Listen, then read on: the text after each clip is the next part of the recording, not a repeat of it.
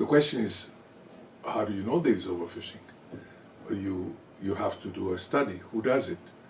Well, nobody. If you don't do a study, it's not demonstrated that is overfishing. So the country actually can prevent being in breach of the treaty by simply not doing anything about assessing their stocks.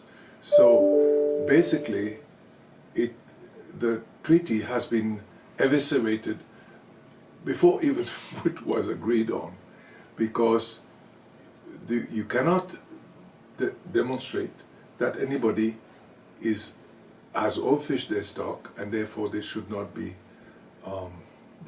subsidized. The fishery should not be subsidized. And I have read a white paper from India, from the government of India, stating that 91% of their stocks are in good shape, of the stock that they exploit. Now I know, because I have done work on this, that the fisheries around India are dreadfully overfished, but they will be the one determining whether there is overfishing, and they will then not do a study and not study it, and so they can claim that their stocks are in good shape and continue to subsidize.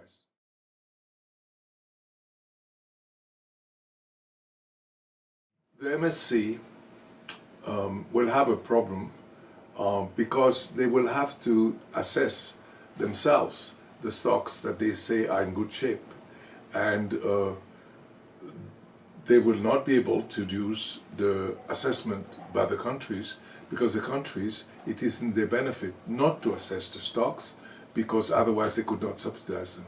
So it is going to be another problem for the MSC, which does have the problem that they already certify stocks that are exploited by trawlers, for example, which cannot be sustainable, in a sense that trawlers modify their habitat. Trawlers actually destroy the habitat, so they cannot inherently be sustainable.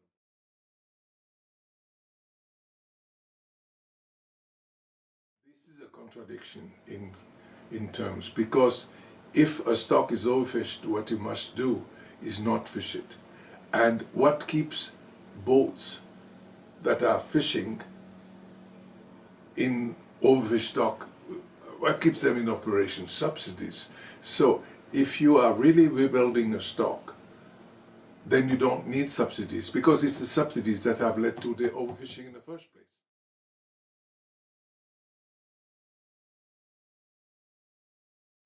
If this is really implemented, that at least is a good thing, because the subsidy, because the fisheries that are operating in the high seas are all heavily subsidized.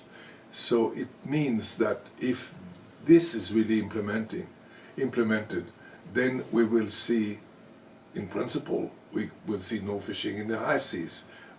I doubt that it will be achieved, but that would be a good thing.